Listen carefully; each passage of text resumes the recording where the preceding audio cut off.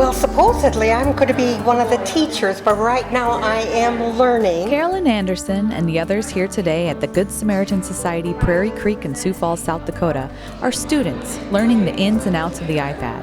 It won't be long before these students are out teaching others what they've learned as part of the AARP Foundation's Connecting to Community program.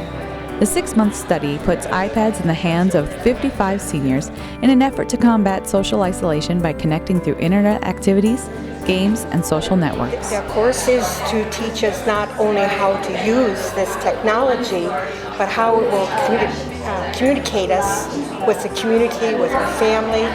My brothers all live out of state, so I'm hoping, with the Skype and that type of thing. And in a short time, Carolyn will be the expert sharing what she's learned with others from her generation. Finding qualified candidates from Carolyn's generation is where the Good Samaritan Society comes in. We're looking for partners that were great in the space of social isolation, also great in the space of teaching the technology to older adults.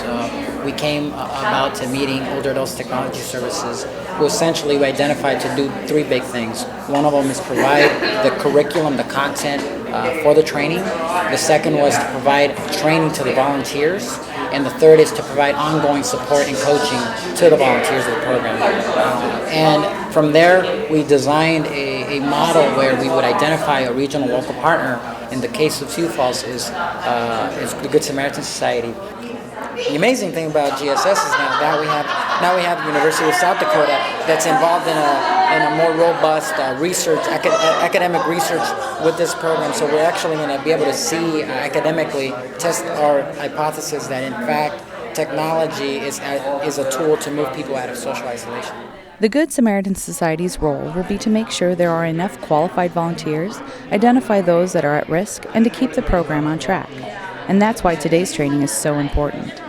Instructor Kimberly Brensteiner is with OATS, Older Adults Technology Services. We've taught over 14,000 classes for adults 60 plus in new technology, and this is one of the programs we're developing with partnership with the AARP Foundation. And this is the 3rd day of training, of an intensive kind of boot camp training. We've done exercises in how to be a teacher, about classroom dynamics, and about the iPad itself. And we have such a diverse training group. So we have occupational therapists, social work students, and older adults. Some are very familiar with iPad technology and some are completely unfamiliar, but every single thing is intended to connect somebody. So we're measuring that. We'll be measuring the participants when they come in, and it's after the end of the program and 6 months after, to see if they've really incorporated the skills and the tools they've learned into their daily life.